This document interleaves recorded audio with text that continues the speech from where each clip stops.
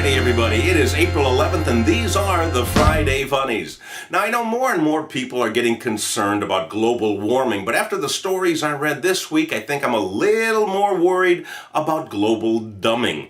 It seems like our planet is getting dumber and dumber every day to the point where intelligent life is going to be an endangered species. First case in point, Venezuela. Caracas, Venezuela, a television station down there, has removed The Simpsons from the air. The Simpsons, they claim, is inappropriate for children. In its place, they are airing reruns of Baywatch. Oh yeah, that's a lot better for the kids, huh? Bouncy, bouncy, bouncy, oh yeah. In the meantime, in the United Arab Emirates, the Crown Prince of Dubai this week spent $2.7 million, that's right, $2.7 million on a camel at a camel beauty pageant.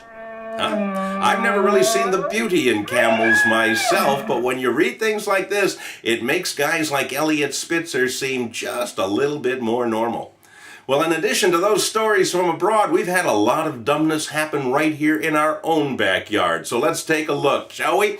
Our first story, it's a tip for first-time felons. When you pull a crime and you get away with it, keep it to yourself. That's right. Malcolm Kaiser failed to heed this advice after he escaped from a Pennsylvania prison by hiding in a trash can.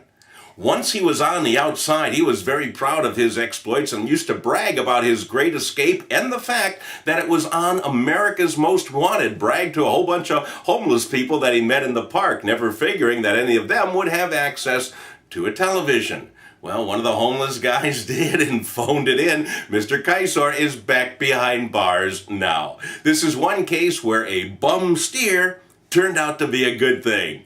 Thank you. One more time.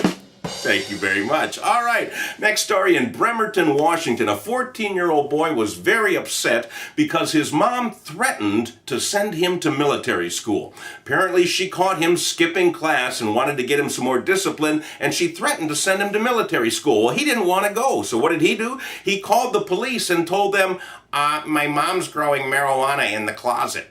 So the cops showed up, they looked in the closet, they found the little pot farm in there, but the kid's mother, because according to this story, she cooperated with the police. I don't know what that means, but you could read into it something like bouncy, bouncy. Anyhow, she cooperated, so she's not going to do any jail time. You really got to feel sorry for this kid now because he's got a ticked off mom who's not going to jail. He is not going to military school either. He is going directly into the military. So a little lesson for all you kids out there, never ever narc on your mom. Our next story takes us to Palm Bay, Florida, where Cheryl Lundeman attacked her estranged husband this week with a bar of soap. That's right, she broke into the man's apartment while he was showering and attacked him with a bar of unwrapped soap, hitting him right in the eye, and ouch, we all know how that can hurt when you get soap in your eye.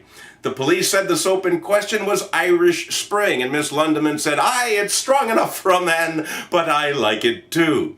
Ted Kennedy, in the meantime, has asked for a ban on all soap sales. All right, our final story this week. This is a story about a crime that was not committed with a weapon, or a firearm, I should say, of any sort. It was a weapon. Lauren Tubals of Rapid City, South Dakota. That's Lauren Two Bulls. He's a Native American. That's his name, Lauren Tubals. Anyhow, he was arrested for attacking cars with his bow and arrow. He was standing out in the street just shooting his bow and arrow at cars. When police came up and arrested him, they said that he also smelled of alcohol and slurred his words, and they said he also was carrying 6 bars of unwrapped soap.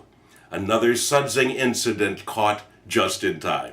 Hey, that's all I have for you this week. Have a wonderful weekend, and make sure to pass these Friday Funnies along to everybody you know who could use a good laugh.